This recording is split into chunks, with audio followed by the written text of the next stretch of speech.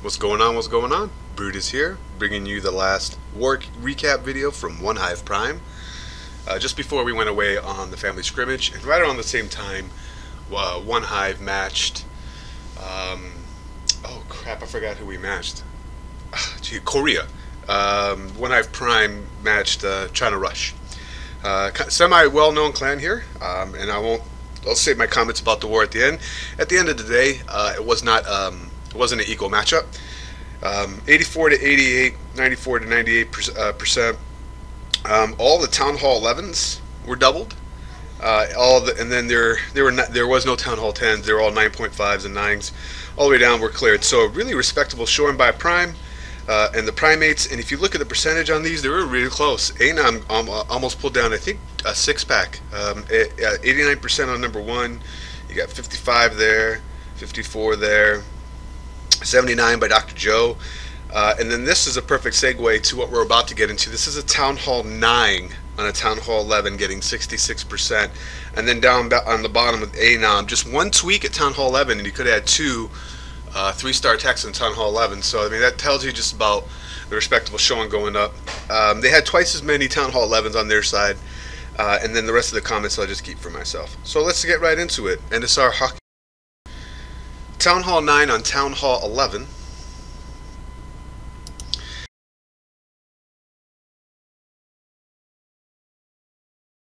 His plan was so nice that he actually had a spell left over, and he could have, it's a give and take. He could have used the spell to maybe get more percentage than 66, but if you watch how his plan of attack for this, it's not very conventional. Usually on you got a shit ton of minions and loons and hogs. I mean, usually when a Town Hall 9 goes up to an 11 like this with a shallow Town Hall like that, usually you see like a Valk baby dragon combo. So I really liked this different army composition to get the deuce, and it got a lot more than what you typically see from 9s as well. So with the queen on the walk getting the Town Hall by herself, I think that's a total troop space of 25 plus 52, because there's 4, it might even be 5 healers if I missed that, or is it 56? I keep getting this number mixed up. It's somewhere around the lines of about 79 or something like that troop space. And then he used a 5 troop space for the haste, and just 4 loons to take away an air defense, so that he can use 6 troop space just to clear away the trash buildings right here. They're just under the reach of the Infernal. Meanwhile, his Queen Walk continues to go on and get additional defensive buildings that only help his minions pick up a percent. So he's got 1 star in the bag. Ability he used, had to use a poison spell to help navigate through the barbarian encounter. Finally, now he's past that 150 troop space. The Eagle artillery is up, but he's spread out his DPS concentration. His queen's about to be locked on.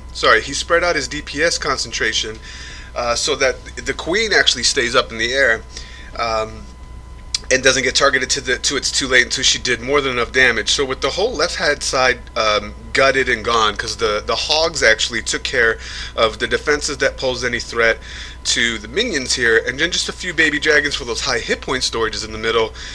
He guarantees that that beyond 50% deuce right there. So at this point, it's just a percentage game, trying to maximize what's left air uncovered so that he can sneak in a few minions there. And then finally he drops his BK at the very end. He has 2 spells in the bag and he's already past 60%. Damn. He does use the rage here just to try to get as much percentage as he can while he's about to lose his queen from that Eagle artillery. And he could have dropped the haste heal right here, but I mean, he more than did his job. That was just really nice executed. I like the Omni comp, and it got as much percentage as he could. Great job, NSR Hockey. Doubling a 9. Moving on down to number 8, we have Savage Ferdy. Fresh hit. This is a fresh hit, and what I liked about this one was the masked baby dragons.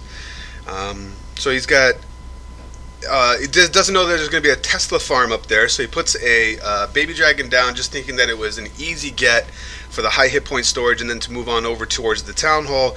Tesla pop, he abandons that idea, moves on with the rest of his army. attack here. So it gets a CC lure very cheaply because it's a shallow CC over here hanging out over the. I mean, you could send in a goblin and get something if you wanted to. Gets the CC out, navigates through that well, keeps the ability in the bag by just investing a rage into that.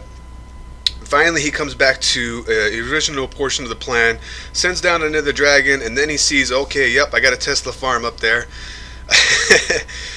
So rounding out about the left side, he's going to aim for the air defense and the sweeper because he does have 8 baby dragons left in here, and he's going to open up that core so they have access to the 4 air defenses and the sweeper and the Archer Queen. And with bowlers in the CC, they do walk on him. I know he was trying to aim for that to get into the core so that he could get these things right here.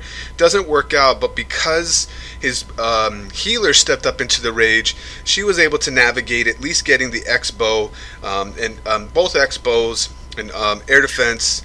Stu has the ability in bag. Then he's realizing here that he's going to be able to salvage this attack as his bowlers still go around the outside chasing butterflies and whatnot.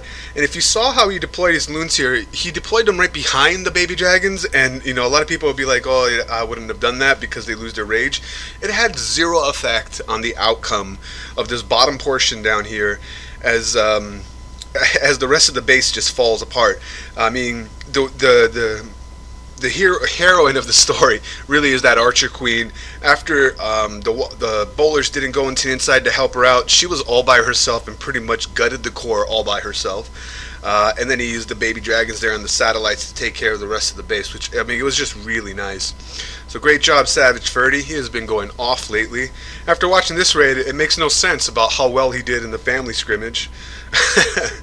Alright, and he's on the beer run episode. He's got the part 2 of the 12 pack. Alright, so moving on down to the bow. 28, I believe we're down. No, I'm gonna pass one. I'm sorry. 13. Josh 1, because apparently there's more than one Josh, but this one is given value to him being numero uno, or Josh 1.0 is what I call him. we had a lot of multiple names. There's a couple of Kagans or Keegans, there's a couple of Jakes, and there's a couple of Joshes. So if anybody named Megan or Bella wants to come on in, we can use multiple Bellas and Megans if you guys want to go through the application process. I got jokes. They're not funny, but I still pretend to have jokes. AQ walk on the right hand side.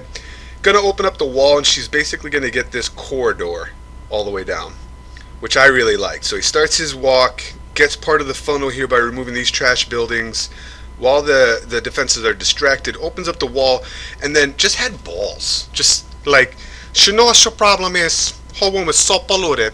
He just had balls. He walked to there, full head-on facing 3-point defenses at once at a given time, and then also fighting the sweeper with a 90 DPS X-bow and an archer tower on it. I mean, I personally, when scouting this base, would not have taken this angle because I don't have balls like Justice. The only 2 things you have in this world is your you got the money, you got the power. You got the power, you got the girl. Scarface, for those people that don't know that money, don't know that movie. So he opens up this wall here, sends in the rest of his valks. I mean, look what it did for him too.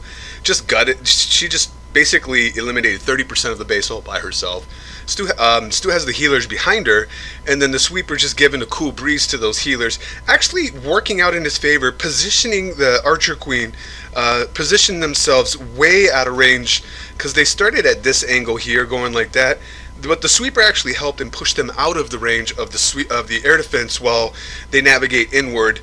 She navigates inward to get to that bow and air defense. Meanwhile, he's got the jump down, and the Valkyries army snuck on through and is already working through the other half of this base.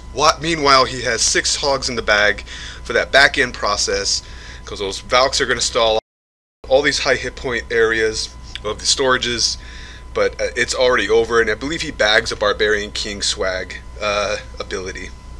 So a hut on the left side, which he's got an archer tower working on already. Nothing but clean up. Let's fast forward. Great job, Josh. Way to have some cojones. Fast forward. And then moving on down, we're going to round out this recap with, who is this? Is this the bow on a 23. By the way, if you noticed, there wasn't no bowlers in that last recap. Last raid, there wasn't bowlers, which is like a rarity nowadays. 23. Okay. The bow also had 6 stars this war. He's probably pronounced Thabo, but I'm just going to say the bow. Or Tihibu? Yeah, we'll go with the bow. He'll correct me in game. So AQ Walk coming down. Gonna get... So here's another one. He's going to do an AQ Walk Vaho. No bowlers in the CC. Again, yes, it's possible. The next best thing behind bowlers, and it's not the answer to everything, is Valkyries. And granted, yeah, Valkyries are still OP, but what I'm saying is people think like HDHB is the answer to everything, and it's not. You know, they got to expose the base's weakness, and sometimes bowlers are not the answer. Gets the CC lure with a great funnel, opens up that one compartment that he wants to be in to get the lure, eliminates some double giant bomb pathing here. There could have been one in between this area, and there could be one in between here. Those are all gone now, and that's the purpose that you're doing with a Vaho. Meanwhile, he's got his Valks on a suicide mission to get to the Royals, and that's their objective. And then he's got Hogs in the bag for sprinkling defenses down here. He's got to have to use that ability. Gets it down just to the last millisecond of a hair here. I don't know why we're doing measure of distance when I'm measuring time. That's millisecond, but whatever. So jump on through. They beat through the first 2 layers of the wall to get to the Royals. Jumps through the back end. He still has a ton of Valks up. And a few cleanup troops as well. So he starts sprinkling in some of those Hogs. He's got a lot of defenses with these Tesla pops up to navigate through, but he still has healers behind the Archer Queen, so she's pretty much good to go for the rest of the raid, and a Barbarian ability left as they start to form up together and wreck the remaining portion of this base. Just really nice. Really liked the execution. It was a really textbook solid AQ Walk Vaho, which is still just as OP as HGHB ever will be as well, in my opinion.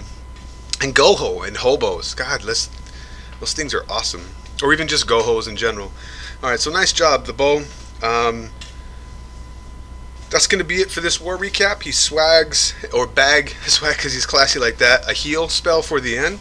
It's Brutus, reminding you, gotta be better than a double. And I'll check you next time.